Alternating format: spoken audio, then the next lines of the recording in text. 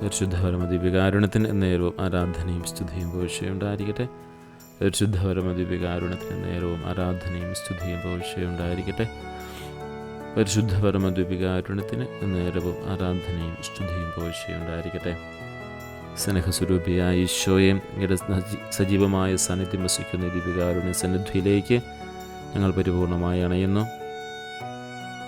യോഹന്നാൻ്റെ സുവിശേഷം 20-ാം അധ്യായം 21-ാം അധ്യായം 20-ാമത്തെ വാക്യം ഇന്ന് ഞങ്ങൾ ധ്യാന വിഷയമാകുന്നു.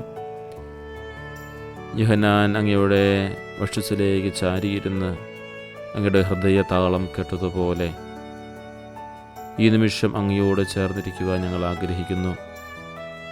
ലോകത്തിൻ്റെ ബഹങ്ങളിൽ നിന്ന് മാറി അങ്ങയുടെ സ്നേഹത്തിൽ വിശ്രമിക്കാൻ ഞങ്ങളെ സഹായിക്കണമേ. ഈശോ സ്നേഹിച്ചിരുന്ന ശിഷ്യൻ എന്നാണ് പറയുക. യോഹന്നാൻ തന്നെ വിശേഷിപ്പിക്കുന്നത് ഈശോ സ്നേഹിച്ചിരുന്ന ശിഷ്യൻ എന്നാണ്. ഈ വിശേഷണം നമുക്ക് ഓരോരുത്തർക്കും അവകാശപ്പെട്ടതാണ്. നമ്മൾ ഓരോരുത്തരും ഈശോയുടെ പ്രിയപ്പെട്ടവരാണ്.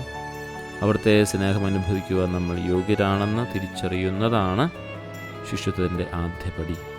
യോഹന്നാൻ സുവിശേഷകൻ തന്നെ വ്യക്തമാക്കുന്ന അങ്ങനെയാണ്, ഈശോ സ്നേഹിച്ചിരുന്ന ശിഷ്യൻ. നമുക്കും പറയാനായിട്ട് സാധിക്കണം, ഈശോ എന്നെ സ്നേഹിക്കുന്നുണ്ട്. അവിടുത്തെ സ്നേഹം അനുഭവിക്കുവാൻ ഞാൻ യോഗ്യനാണ് എന്ന് നമുക്ക് തിരിച്ചറിയുന്ന നിമിഷമാണ് നമ്മൾ യഥാർത്ഥ ശിഷ്യത്തിലേക്ക് നമ്മൾ കയറി ചൊല്ലുക. അന്ത്യത്താഴ വേളയിൽ യോഹന്നാൻ ഈശോയുടെ നെഞ്ചോട് ചേർന്നിരിക്കുന്നുണ്ട്. അത് ആഴമായ ബന്ധത്തിൻ്റെ അടയാളമാണ്. ഈ ദിവ്യകാരുണ്യം ആ സ്നേഹത്തിൻ്റെ തുടർച്ചയാണ്. നമ്മുടെ വേദനകളും ഭാരങ്ങളും ഈശോയുടെ ഹൃദയത്തോട് ചേർത്ത് വെച്ച് ആശ്വാസം കണ്ടെത്താൻ ഈ സമയം നമ്മെ പരിപൂർണമായി ക്ഷണിക്കുകയാണ്.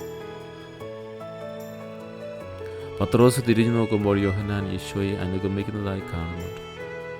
യോഹന്നാൻ്റെ സ്നേഹം, യഥാർത്ഥ സ്നേഹം എന്ന വാക്കുകളിലല്ല പിന്നാലെ പോകുന്നതിലാണ് എന്ന് കാണിച്ചു തരികയാണ്. കഷ്ടപ്പാടുകളിലും കുരിശിൻ്റെ ചുവട്ടിലും യോഹന്നാൻ ഈശോയെ അനുഗമിച്ചതായി നമ്മൾ കാണുന്നു. നമ്മുടെ ജീവിതത്തിലെ പ്രതിസന്ധികളും ഈശോയുടെ പിന്നാലെ നടക്കാൻ നമുക്ക് സാധിക്കുന്നുണ്ടോ? നമ്മുടെ ജീവിതത്തിൽ ഒത്തിരി പ്രതിസന്ധികളുള്ള സമയമാണ്. ആ പ്രതിസന്ധികൾക്കിടയിലും ഈശോയുടെ പിന്നാലെ നടക്കാൻ നമുക്ക് സാധിക്കുന്നുണ്ടോ? രഹസ്യങ്ങൾ പങ്കുവയ്ക്കുന്നിടം ഏറ്റവും അടുപ്പമുള്ളവരോടാണ് നമ്മുടെ ഹൃദയ രഹസ്യങ്ങൾ പങ്കുവയ്ക്കുക. യോഹന്നാൻ അത്രമേത്രം അടുപ്പമുള്ളവനായതുകൊണ്ടാണ് കർത്താവെ, നിന്നെ ഒറ്റിക്കൊടുക്കുന്നത് ആരാണെന്ന് ചോദിക്കാൻ ധൈര്യപ്പെട്ടത്. നമ്മുടെ പ്രാർത്ഥനകൾ എന്ന് പറയുന്നത് കേവലം യാചനകളാകരുത്, മറിച്ച് ഈശോയുമായുള്ളൊരു ഹൃദയ സംഭാഷണമായി മാറണം. ഈശോയോട് ചേർന്നിരിക്കുന്നതായിട്ട്, ഈശോയുടെ ഹൃദയത്തോട് ചേർന്നിരിക്കുന്നതിന് സങ്കല്പിക്കുക. നിങ്ങളുടെ ഹൃദയ താളം അവിടുത്തെ ഹൃദയ താളവുമായി ഒന്നാകട്ടെ. അവിടെ നൽകുന്ന ഒരു സമാധാനം ഈ നിമിഷം നമുക്ക് അനുഭവിക്കാം.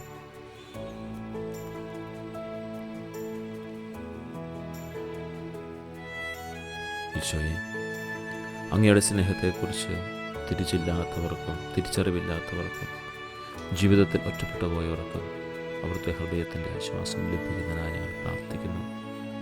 സ്നേഹനാഥനായ ഈശോയെ, അങ്ങയോട് ചേർന്ന് നിൽക്കാൻ ഞങ്ങളെ പഠിപ്പിക്കണമേ. ലോകത്തിൻ്റെ പ്രലോഭനങ്ങളിൽ വീണ്ടുപോകാതെ വിശ്വസ്തയോടെ അങ്ങയുടെ അനുഗമിക്കുവാൻ എല്ലാ ക്രൈസ്തവർക്കും അങ്ങ് കൃപ നൽകണമേ. ഈശോയെ, സ്നേഹനാഥ, അങ്ങയോട് ചേർന്ന് നിൽക്കുവാൻ ഞങ്ങളെ പഠിപ്പിക്കണമേ.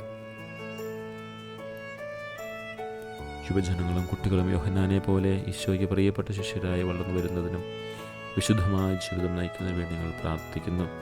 എൻ്റെ ഈശോയെ, അങ്ങനെ സ്നേഹിക്കുന്നുവെന്ന് ഞാൻ വിശ്വസിക്കുന്നു. യോഹന്നാനെ പോലെ എന്നും അങ്ങയുടെ സ്നേഹത്തിൽ വസിക്കാൻ ഞാൻ ആഗ്രഹിക്കുന്നു. എന്നെയും എൻ്റെ കുടുംബത്തെയും അങ്ങയുടെ തിരുഹൃദയത്തിന് പരിപൂർണമായി പ്രതിഷ്ഠിക്കുന്നു. ഞങ്ങളെ കാത്തുകൊള്ളണമേ. നമ്മുടെ കർത്താവ് ഈശോ മിശിഹായുടെ കൃപയും പിതാവായ ദൈവത്തിൻ്റെ സ്നേഹവും പരിശുദ്ധാത്മാവിൻ്റെ സഹവാസവും നമ്മളെല്ലാവരോടും കൂടെ ഉണ്ടായിരിക്കട്ടെ. പരിശുദ്ധ പരമദിവ്യകാരുണ്യത്തിന് എന്നേരവും ആരാധനയും സ്തുതിയും പുകഴ്ചയുണ്ടായിരിക്കട്ടെ. പരിശുദ്ധ പരമദിവ്യകാരുണ്യത്തിന് എന്നേരവും ആരാധനയും സ്തുതിയും പുകഴ്ചയുണ്ടായിരിക്കട്ടെ. പരിശുദ്ധ പരമദിവ്യകാരുണ്യത്തിന് എന്നേരവും ആരാധനയും സ്തുതിയും പുകഴ്ചയുണ്ടായിരിക്കട്ടെ.